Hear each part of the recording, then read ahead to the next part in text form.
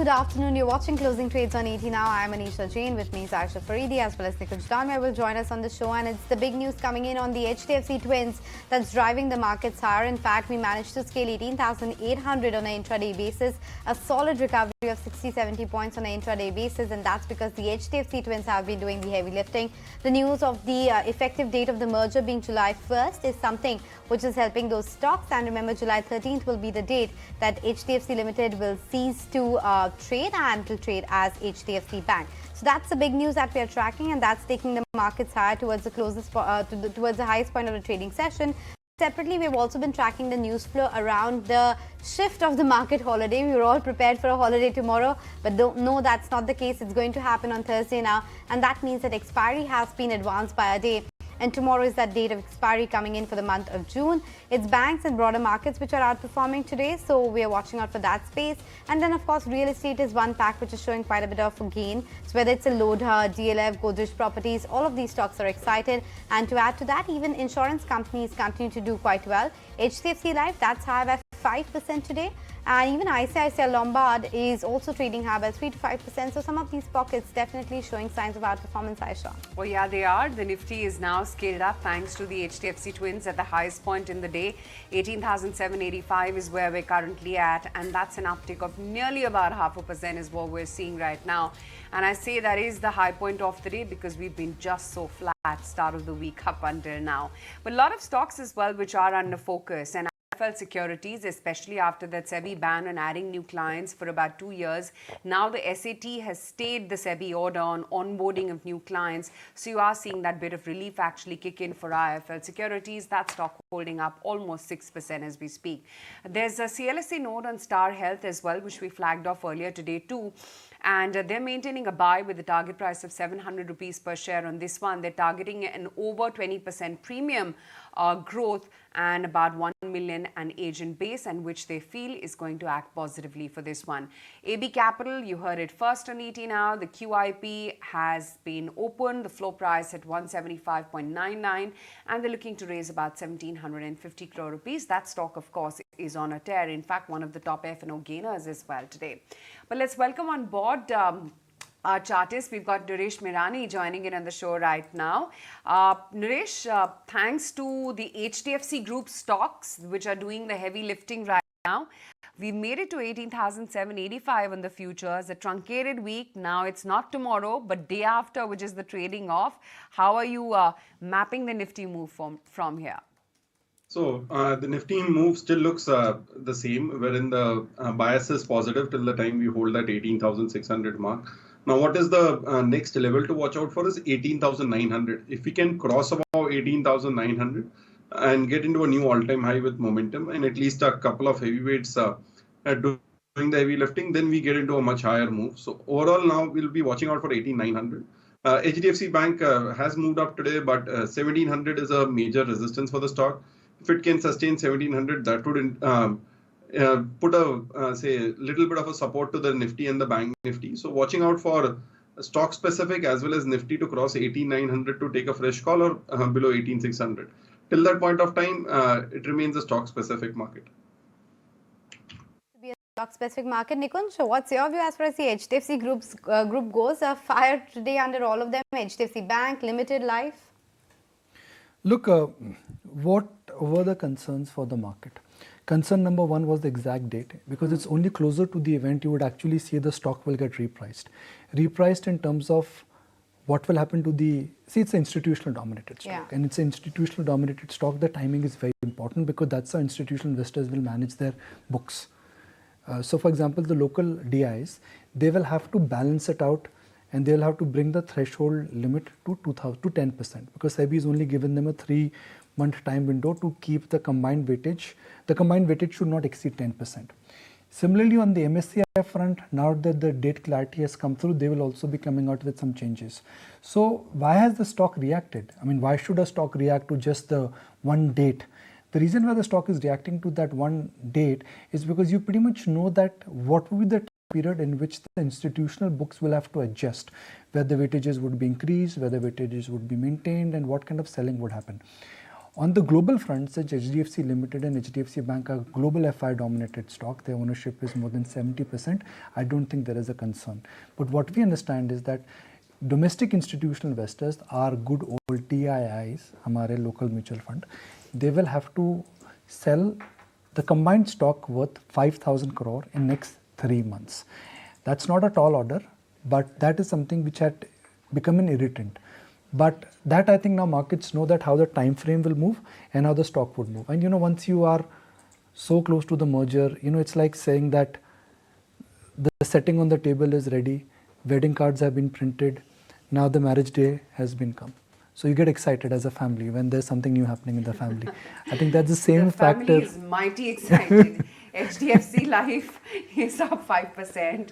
HDFC already dancing 2%. HDFC Bank higher by about 1.5%. It's really the HDFC group stocks which are doing all the heavy lifting. Even if you were to look at the financial or the Nifty Bank pack, it's largely these names as well which are the outperforming ones. In fact, let's welcome on board Vishal Malkan and take in his opinion on HDFC Bank as well as HDFC Life, Vishal, which has had an excellent last 10 days.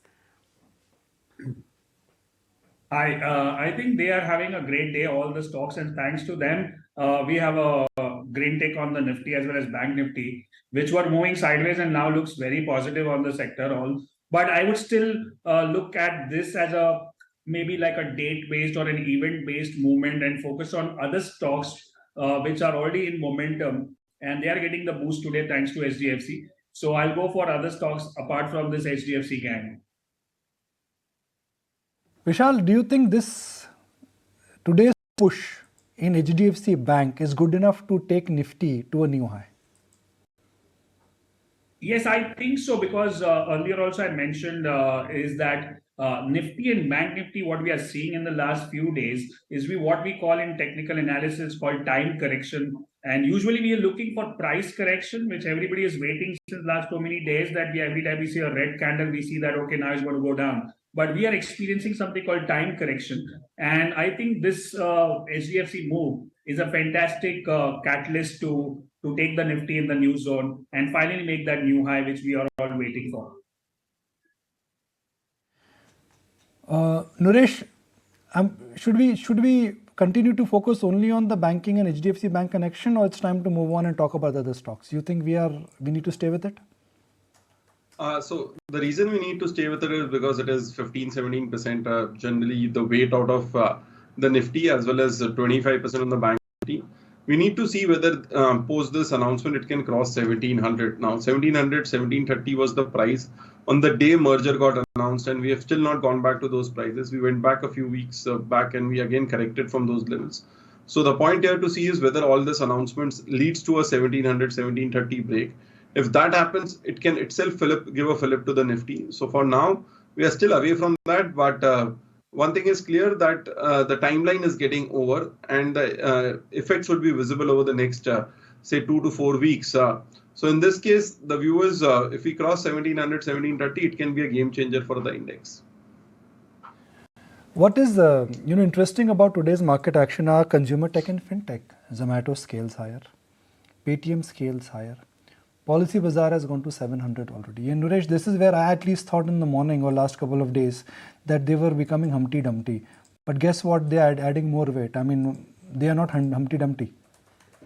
So, say, this is a little extension on the short term, but say, we've not crossed the recent highs even after today's move for at least Paytm and Zomato. We've done that for PB Fintech. But these three names have made a good enough move in this say last few months wherein they've gone up 30-40%. It's a good time to actually be booking profits out of it and stay aside for some time. It needs some consolidation in terms of time and price. So out here at 900, 950, Paytm looks a little difficult to cross. Same 80 odd levels look difficult for Zomato to cross. So out here I would expect some bit of a pause or a sideways correction. Not very gung-ho here, but would wait out for a dip. The longer term trends are still changing in this case. So wait for a dip, not the time to chase, or rather a time to book some profits. You've got Delta Corp. And Naresh, has do ab bhai. Finally Delta Corp. Somebody's having that Delta Corp. Finally, after what, 2 years of Delta Corp, you waited and Delta Corp has moved, Naresh? Finally, the stock has started. But you own it or you've sold out? I've sold out. Oh, relative it's choices. moved now. Doesn't matter. The other stocks which I bought did well. So What did you buy? so I've bought a lot of NBFCs in between, so they've done well. Vishal, I can see a smile on your face. Yes, yes. As a technical analyst, we always will have some stocks which are doing well because we follow the trend. So, of course, Delta Corp didn't do well in the last year, but now it is doing well. But meanwhile, we had other stocks, as he mentioned, like the NBFCs and the other stocks which are doing well. And especially, I have been focusing more on auto stocks, which have been my favorite in the last couple of, actually 3 months or 4 months. So, Two stocks which have bedazzled everybody with their comeback. The word is bedazzled when you get dazed. One is Aurobindo Pharma. Sub 400 has become, what is Aurobindo Pharma? Just bear with me today. Aurobindo Pharma is flat, but in terms of where it was from the 52-week low, it has just hit out of the park. Nobody talked about it. The most under discussed, the most hated pharma stock of 2021 has become the real darling of this year, 40% up for Aurobindo Pharma. And the second one from the same space, I think, is Metropolis. And there was a time that Metropolis was commanding a P multiple of 60, 70 times, heyday of COVID. Then it came cracking down. And from the recent low again, not 52 week, from the recent low, I think it was sub 1200 rupees for Metropolis. It has really shot up like a bazooka. It is at 1500 now. Has the tide turned, Naresh, convincingly for diagnostics, pharma? Because now everybody is talking about the new bull run which has started in them. So I would be more positive on pharma rather than the diagnostic space. The major top is in place. A cyclical top happened for a lot of these names. But given the extent of correction, so if you look at Metropolis, the stock went all the way to 3500 and came back to 1200. Now, what is interesting is in the bottom of COVID, in March to May 2020, the stock was at 1200. So it's not something where it cannot go back even to just pre-COVID prices. Pre-COVID, the stock used to be at 1600 to 1800. So even if it goes back to 1600 to 1800, that would be a decent move. But will it sustain there? I don't think so. We are getting into a phase of sideways consolidation for this whole sector. A 10-15% pop-up trade, which may or may not happen, is the case here. Same is the case with the Dr. Lal Path Labs or a Thyrocare. There is a bounce back trade in play, but not a structural trade. So one has to be very strict with the stop losses here. So the view is, yes, from 1400, there is possible upside towards 1600. But post that, we could again be getting a sideways zone for Metropolis. But the pharma names could be relatively more interesting. So that's the take coming in on the pharma names and diagnostic plays. So we'll do one thing, we'll slip into a very short break. But as we do that, listen into the bite coming in from the conversation with the ITC head. They are talking about the levers which are lined up for the FMCG business. Not just that, they're looking at expanding their capacities as well. So listen into that bite and then we'll slip into a very short break. We believe that this will be certainly be a lot more value accretive with passage of time. We have seen in the last medium term itself that not only has the today our size is 1.5x of pre-COVID. Over a medium term, our margins have expanded by 770 basis points. ROCE has gone up by 1340 points. And we are not there. We are not done as yet. The journey continues. We believe that we will expand margins by, our aspiration is about 100 basis points every year. So there's a lot of opportunity there. And we have laid a strong foundation with our trademarks, with our innovation capability, with our digital capability, with our distribution highway. We have not really tapped the potential of exports. We've just started in the short term to put the distribution apparatus in place. So some of your brands can actually be exported, the one which are made in India. We're already exported to 60 countries. But the headroom to grow is huge because it's early days. So just to bring that point again on the FMCG business, you are in the top quartile, certainly top 3 in terms of top line. But in terms of profits, you are not there. In terms of margins, you are not there. When do you think you will be able to reach the top quartile from an industry standpoint? 3 years, 5 years, or more than 5 years? So let me give you a little perspective on this. Our FMCG business includes a lot of gestating costs for facilities like this, which are designed for scalability, incubation of newer brands. There are certain older brands that are big, and because the older brands are able to make more and more surplus, they are able to offset the gestating cost here. So we are improving, and we will improve by 100 basis points every year. And then on the cost side, also we are pressing the accelerator high. One is, of course, naturally with economies of scale and scope we will gain. The other is, I gave you this example of this facility itself, how we are optimizing logistics, how we are delayering operations.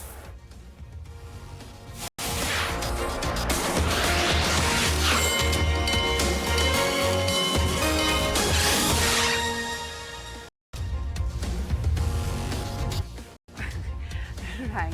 The much anticipated HDFC Bank merger is all set to take place on July. I know what I mean. Did I miss something? Yes, you did. If you missed something, you missed it quite a bit then. Okay. Would you want to repeat it? No, golden words are not to be repeated, are they? But what I will repeat is a bite coming in from Deepak Deepak Parekh. Parekh as well as KK Mystery. Let's hear out what they had to say. We can say that we are probably on track, and we have a few days left. The effective date of the merger is 1st July. 1st July. The target is 1st July. We should be able to get there by 1st July. By 1st July. On 30th June, after office hours, we are going to have two board meetings, a bank separate and HDFC separate, HDFC Limited separate. It will be the last board meeting of HDFC Limited, and the stock exchange is what date? I think there's a date which is being announced, which is I think 11th or 12th of 11th or 12th, not 13th. It's 11th or I'm not sure of the exact date, 11th, 12th, 13th. That date has already been announced. It's there in the stock exchange. Well, this has turned the mood point, at least for HDFC Bank. Now, fundamentally, nothing changes. I mean, you're a long haul guy, you would say, doesn't matter, it's 12th or 13th, 14th, 15th, the merger was going through. But what changes in the near term is the supply-demand equation. If you're institutional investors, you know that when that window starts for you to adjust your portfolio, especially on the domestic side, according to our numbers, 5,000 crore of outflows have to come out from the combined entity to balance it out in terms of where the acceptance would be. So markets know this flow is coming, but markets know now the time in and around where the flow is going to come.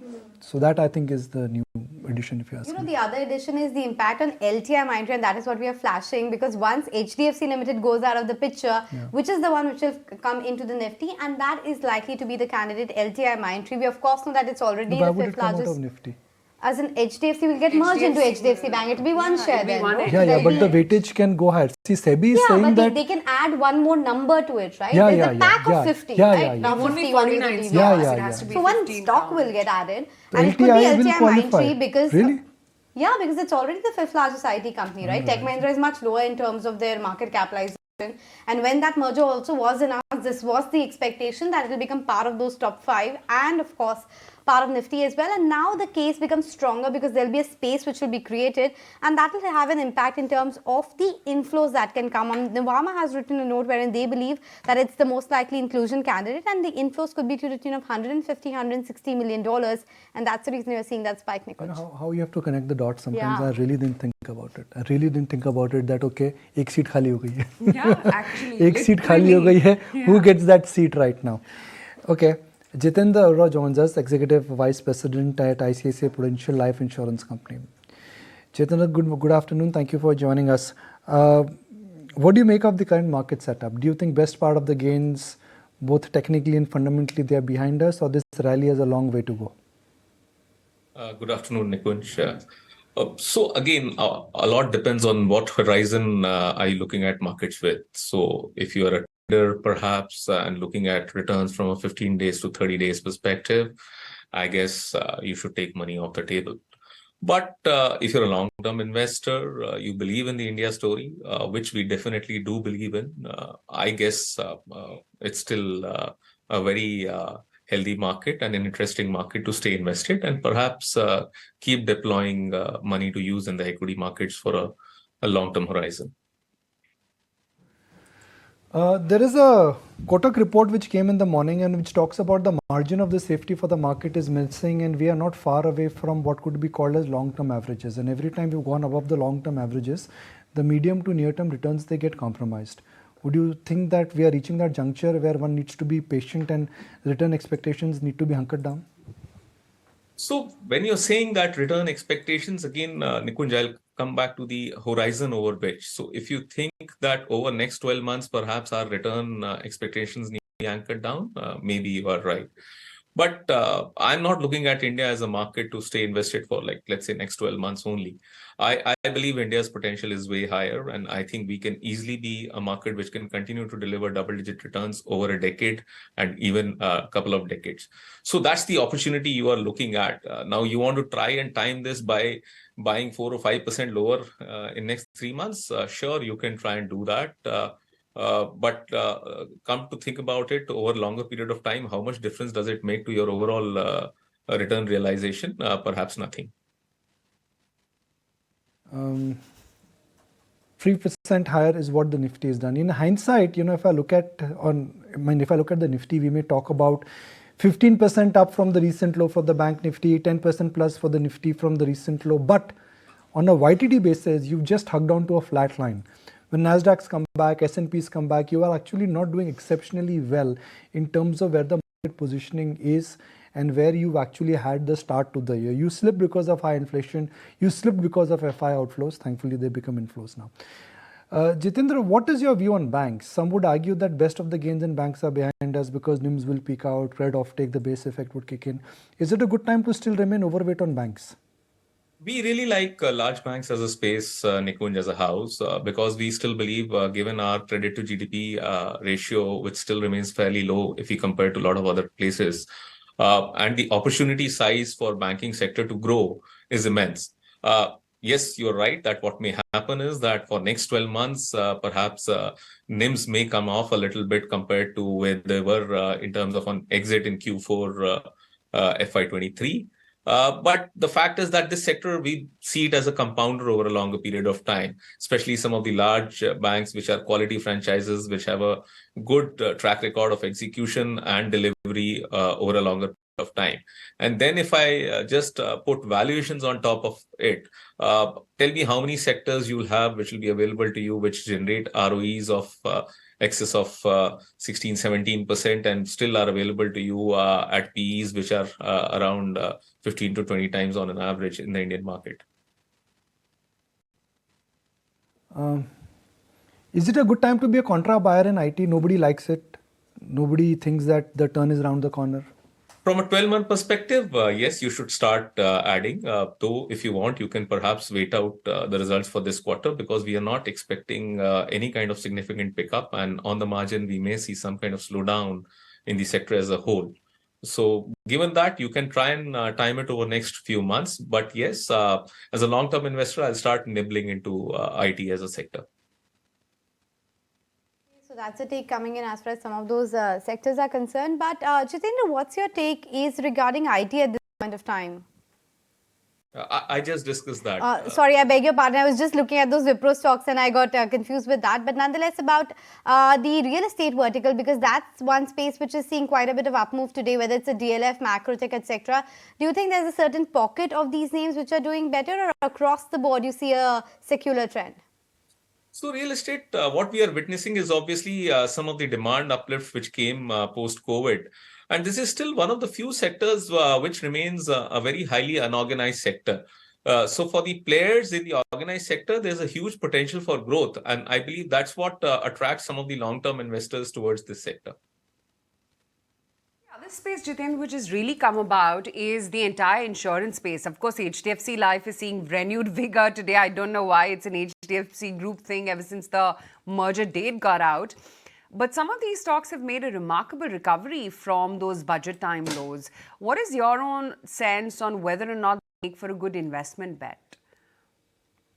So again, I'll refer to the long-term opportunity in the insurance sector. We know that how our sum assured to GDPs are one of the lowest globally. Similarly, insurance premium to GDP is amongst the lower lot, if not the lowest.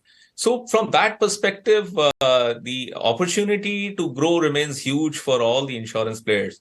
What happens from time to time is that there is noise with respect to the attractiveness of the sector.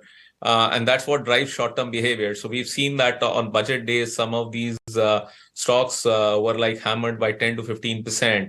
And again, if you see a stock like HDFC Life had gone to as low as 470, 480 in that move, if I'm not mistaken. From there, it's come back to 680. So that's a very handsome return if you're willing to just stay invested and perhaps even look to time your investing during such times of noise, where perhaps long-term attractiveness of sector doesn't change, but because of a factor which is short-term, you see market getting carried away. If you were to just take stock of how much these stocks have actually bounced up from those 52-week lows, HDFC's Life is now up almost about 45 odd percent. LIC also has seen an uptick of about 22%. SBI Life has seen an appreciation of 23%, and these are the 52-week averages that I'm talking about. And ICICI Pru as well has seen a near about 50 odd percent appreciation. Of course, we've seen some positive trends in AP growth, steady growth in the for the fiscal is what they have indicated. Tax changes, one can already see that they have had a minuscule impact, and low ticket size products have given high VNB, and that's really aiding some of the renewed vigor on this space. Jitin, and that's pretty much case for pharmaceuticals as well, right? Because I mean, all through last year, there was only one Cipla and DRL, but now look at the recovery coming in Oro Pharma or, many other, pharmaceutical names. Just wanted to understand what is it that you're making of the recent most developments? So pharma, what we are gathering in terms of on the ground data is obviously massive drug shortages in US across a few SKUs. And I think that's what is driving these stocks, because people expect that this tendency of price correction in the drugs in US will slow down or perhaps halt. And as a result, we will see that the US sales will perhaps start growing much more than what they had expected over the near term. And that's what is sustaining the interest in these stocks. But having said that, some of them also have very good India business. So we definitely like a few of them, given that they have shown steady growth over a period of time. They have continued to deliver double-digit growth in both earnings and top line. So those are also some of the names which we like, because India as a market itself is a good and attractive market for pharmaceuticals. Okay, so that's about the pharmaceutical space. And Jitendra, before we let you go, how are you looking at playing that entire indigenization, manufacturing, defense theme? So if you see, we have exposure to quite a few names which are exposed to this trend, wherein you are seeing India emerging as an alternate destination for manufacturing, be it chemicals, be it electronics, be it mobiles. And there are players you can play across the value chain. So we have taken exposures to players which we find attractive given the overall growth and valuation matrix. Okay, just stay with us. Got another piece of news now to address, and the Adani Group is in focus. They've gone ahead and clarified that they're not aware of any SEC scrutiny. In fact, the clarification comes after reports suggested that the US regulator had sent inquiries to institutional investors on representation made by the conglomerate post-short seller Hindenburg's report. In fact, the company has also clarified that the group companies have acted in accordance to the regulations and accounting standards of the jurisdiction in which they operate. And you can see that recovery actually come by for Adani Group of names yesterday. And today as well, you're not seeing a bad performance for most of those names. Having said that, Adani Ports is a little bit lukewarm. It's down about 0.4% as we speak right now. But on that note, we're going to take a very quick break, but come right back. We'll continue tracking markets on the other side.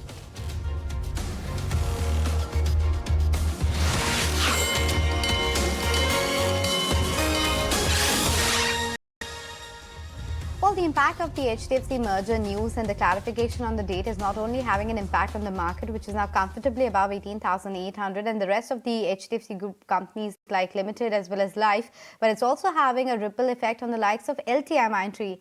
Surprised? Wondering why? Somit will tell you the reason. Somit. Well, if you see, HDFC will stop trading on the indices from July 13th, and as per Nuvama, LTI Mindtree is the most likely stock that could get included as a replacement for HDFC in the Nifty 50 index. Now, this adjustment in the indices will take place immediately around the ex-date of HDFC, and the announcement of this from the NSE is expected to come in within a day or two once the exchanges receive an official announcement from HDFC regarding the record date for this merger to be effective. Now, as per Nuvama, if LTI Mindtree gets included in the Nifty 50 index, there could be an inflow of close to 150 to 160 million US dollars, and that is the major reason why we are seeing such kind of up move in the share prices of LTI Mindtree. Now, post the merger of L&T Infotech and Mindtree, LTI Mindtree has become the fifth largest IT company in India, and it overtook Tech Mahindra on the merger, and nearly 57% of the analysts tracking the company continue to have a buy rating on the stock, given the fact that they are expecting their FY24 revenues to be in the double digit range, though they are saying that the first quarter revenue could see some weakness, but for overall FY24 they continue to remain bullish, and they're expecting a double digit revenue growth for FY24, and they're also saying that they have an aspiration to get their margins back to around 17 to 18% level for FY24. Yes, and given the fact that bulk of that cost on account of the integration and merger was already taken in Q4, there might be a bit that might come in Q1 as well. But nonetheless, that's something which the street is factoring in, and that's the reason you have LTI Mindtree high by around 3%. But Amisha Vora, the chairperson and chairperson from the Prabhudas Leeladhar Group, is joining us on the show to talk to us about the market fundamentals. Amisha, hi, thank you so much for making time and speaking with us. First up, your sense on the market. Do you think it's getting a bit toppish, or do you expect this rally to continue? Do you think the legs are there and the stars are aligned in terms of the earnings which are coming up to take the markets higher? I think that the rally has been really sharp in last one and a half month. The most deserving one also, frankly, post the fact that after the initial enthusiasm about China economy opening up, things are not just working out there. And one good destination with a major economy, fastest growing, is India. So FI flows have also changed. Having seen this, I feel that there are certain legs to market. So in the immediate short term, a little correction here and there or consolidation, not impossible. But I think that it will cross the all-time high. And from a 12-month perspective, of course, we think that 20,000 and above is our target. And above, as far as Nifty goes, that's what you're targeting on the Nifty. But you know, Amisha, the strange part for the market for the last 2-3 months was the fact that the large caps were underperforming. There was a lot of exuberance and, you know, quite a bit of enthusiasm in the broader market, but that wasn't getting replicated in the large cap names. Do you think this latest news flow coming in on the HDFC twins will spike those counters, and then the rally in large caps will follow? No, I think that the phenomena was also because at one point market realized that as far as India is concerned, the rates are coming to a pause, and the only direction most likely it will take is, reduction in rates gradually over a period of time. Generally, at that inflection point is when we see mid cap and small cap start participating, and which is what we saw this time also. Apart from that, if you see sector by sector, the outlook has been increasing, be it railways with the orders, be it defense, be it hotels, be it, some of the auto sector stocks and auto ancillary, so to say. So I think that the participation continued to increase from sectors. And above all, I think one of the most important reason is that while Nifty was holding up, it was the wider spectrum of corporates who got totally butchered last year when the oil prices, gas prices, commodity prices, soft and hard, inched up so much that there was a complete margin squeeze. And as everything is nosedived now, we will see in this quarter, last and this quarter, huge improvement in margin. So that's how the whole rally is very broad-based this time. That it sure is. Amisha, stay with us. Lots more to talk about. But coming up is IDFC presents Leaders of Tomorrow World MSME Day. A special interview coming up with V. Vaidyanathan, the MD and CEO at IDFC First Bank, in conversation with Mihir Bhatt, Managing Editor, Times Network, and Business Head, Times Influence, on the World MSME Day, highlighting a unique initiative by IDFC First Bank, which is a booster for the current accounts market for MSMEs that has multiple benefits like the ones highlighted.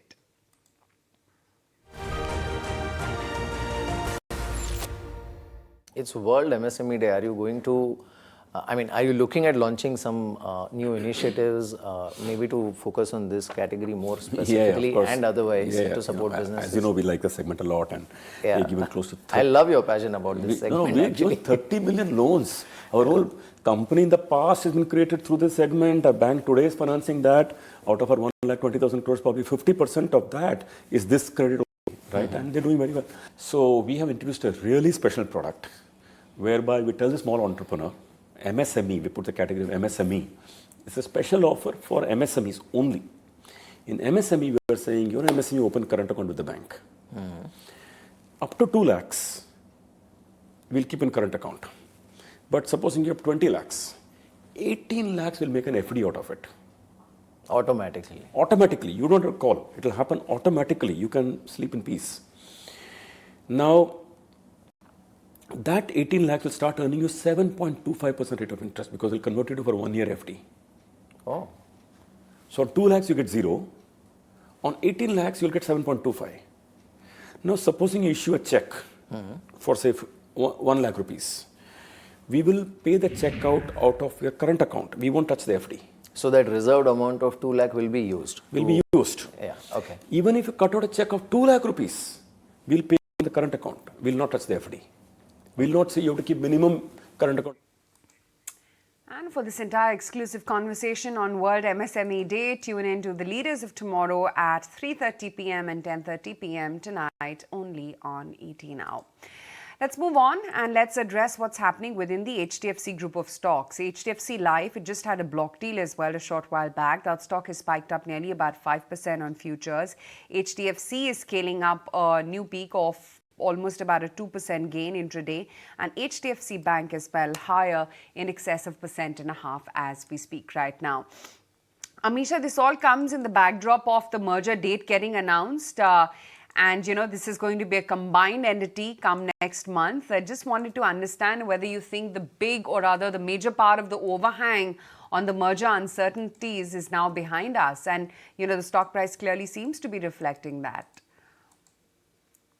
See, from a fundamental perspective, we definitely feel that this is a very important merger. And particularly the ability to cross-sell is going to increase many-fold post this merger. And they are very well prepared because the formalities took almost a year. So in terms of their capital adequacy or their CRR, etc., they are very well prepared, SLR. But I think that the recent SEBI move that institutions can't hold more than 10%, and this combined entity, of course, will have a much larger weight, will take some more time for markets to adjust the overall holding.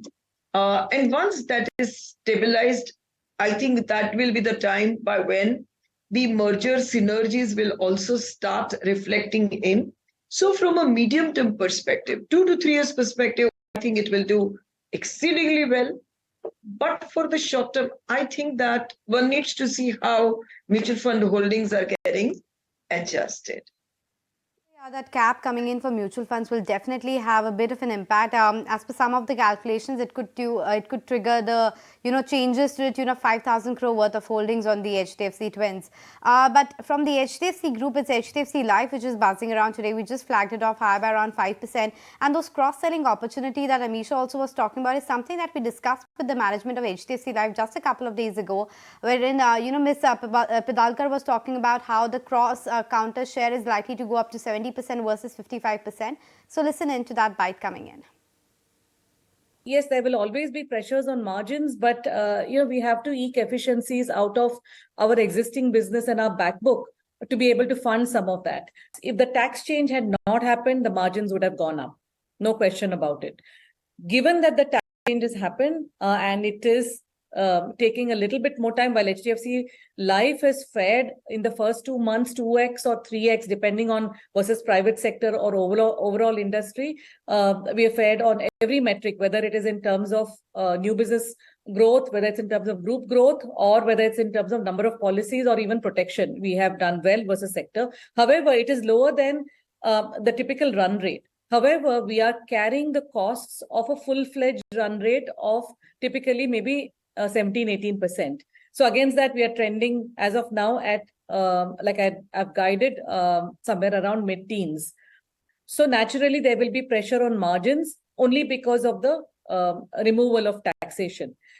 But if you take a slightly longer term view over the next year or so, once this year is out of the way, the upward trajectory on margins will continue to happen. Okay, let's welcome on board Kush Bora as well. Kush, thank you so much for waiting by patiently. Wanted your take regarding a couple of these buzzers in the trading session today. Metropolis is doing quite well. You have RBL Bank and a couple of these other financial names like PFC, etc., which are also perking up. Anything that you like from this financials NBFC space? In fact, it's essentially both these spaces that you've mentioned are seen the kind of recovery that's happened in the entire pharma space, especially the diagnostics. And these are coming out of a long slump, so you could expect this move to continue. So Metropolis again, if from here also does warrant a fresh buy for those kind of positions, for fresh positions. The target would be 1540 and 1575. A stop loss at 1475 is something that I would place. As far as RBL Bank goes, very similar story actually. If you see this bank had underperformed its peers by quite a lot. This is also reviving now, so I wouldn't be surprised to see much higher levels on this. But from a trading perspective, 180 to about 186 is where head in the near term. 170 is where I would place my stop loss. So both the spaces are doing well. And if I have to pick one, let's say from the NBFC space, I would have MFSL, Max Financial Services. This stock has seen a lot of momentum. Had gone sideways for the last couple of days, but is now reviving again, which is a very good sign. It's a sign of a strength in the stock. So here also someone can initiate a fresh position. 785, 800 would be your target. 750 is where I would place my stop loss. Oh, got it. Kush, but other than that, from the HDFC group itself, would you want to take a position now in any of the names? Well, HDFC Life is something that does look interesting. The move had already started in the entire insurance space just a while ago, and now with this news of the merger being cleared or coming through, we are seeing a very clear breakout. So 650 was a resistance zone for this stock. It's given a very clear breakout. The kind of volume action that we are seeing could push the stock further over the next days also. So this is one stock that I like, given the entire insurance push and the news with the group. So 675, 690, these are the levels that I'd play for, and 650 is where I would keep my stop loss. Right. Amisha, while there's a lot of speculation on who's going to replace HDFC within the Nifty and the Sensex, and a lot of names being thrown around, but one such name is also LTI Mindtree, which gets me really to the question whether worst for IT is behind, and are you recommending nibbling into the IT sector at all? So recently, my strategist has increased weights on IT. With a clear understanding that the prices are reflecting most of the slowdown in growth and earnings that street is expecting. So I would say that, stocks may not have a runaway rise, but compared to markets, where they are and the broader valuations across manufacturing, where the growth is higher and valuations are even higher, the combo of IT, where growth is slightly tapered off and valuations have tapered off quite a lot, we have increased our weight in the sector. Okay, so that's the take coming in on IT. Worst priced in, at least that's what the street is betting on. But come just a couple of weeks, we'll get the numbers from the likes of TCS on July 12th. HCL Tech will report numbers, and then the slew of those earnings will start as well. Though not much is expected with respect to the Q1 earnings as such. But Amisha, in terms of the consumption theme and urban consumption specifically, that is not seeing any slowdown, right? Whether it's a QSR name, whether it is aviation, etc. That's one pocket which has been just going from strength to strength. What is your recommendation as to which is the best way to play it? So we, within this is not absolute consumption, but one industry within the urban spending, rather, that we like a lot is the hotel space. Because we think that the overall capacity has been pretty constant for last almost 5 to 6 years. And now we will see a trend whereby the occupancy rates are rising, room rates are rising, and of course the food revenue is rising. All three will lead to huge amount of margin growth and reduction in debt. So we like this space as one of the best. Of course, within the other consumer stories, we like some of the building material stories a lot. We like stocks like KEA and Polycab also quite a lot. But there are different aspects to this, but not clearly we like, this QSR space at the top of our mind only because it has run up a bit. We think it will take a little breather before it starts. The long-term CAGR story starts to show some good value in it. To reiterate, Prabhudas, the other India strategy changes which happened in the report on 15 June. The major rating upgrades had come in on Apar Industries, Marico, Navneet Education. There was rating downgrade for Dr. Reddy's, Glenmark, Volta, City Union Bank, Awas Finances, etc. And estimate upgrades coming in for a lot of auto companies like Ashok Leyland, Tata Motors, etc. Just wanted to get a sense from you, Amisha, about the ratings downgrade on Dr. Reddy's, Glenmark, etc. Are you not excited about the pharma story which everybody is talking about now? See, the composition of each pharma company is pretty different, both in terms of their US and India or US and non-US business, also in terms of their US presence into which segments that they are. So I know that some of the stocks like Oro are doing very well because for almost 8 quarters or maybe more, their margins were continuously under threshing. And while that was happening, they were continuously investing into interesting businesses in injectables as well as in Europe. So now that the margins have stabilized in US business and are likely to grow up, some of the other businesses are also valuable. So as a combination, yes, we also like this story. And the stock is doing really well. But as a broad sector, we are not as bullish. We still like compared to pharma hospitals, just to add to it. I'm a bit surprised there because if I look at your high conviction picks, you have removed Apollo Hospitals as well as Max Healthcare from your high conviction list and added a couple of other names like Maruti, Siemens. And are you still very bullish on the hospital names? Yes. As a broader theme compared to pharma, we feel that hospitals are a much better space still, both because of rising occupancy as well as addition in rooms. Compared to why we reduced that from high conviction is because the stocks really ran up quite a lot in last 2 months. So we thought that it is not at this price, the high conviction pick, but they continue to remain as our overweight sector. And you asked second question was on Maruti and Siemens. Yeah, we think that these continue to come as our high conviction pick, each for a different reason. Siemens, of course, because of the kind of threshing it took recently, and we feel that now it has come to a interesting level. And Maruti because of the kind of product introductions that it has, we think that it will start doing really well. That it sure has. Amisha, great to have you on the show. Kush as well as Naresh, let you guys go also. Let's begin winding up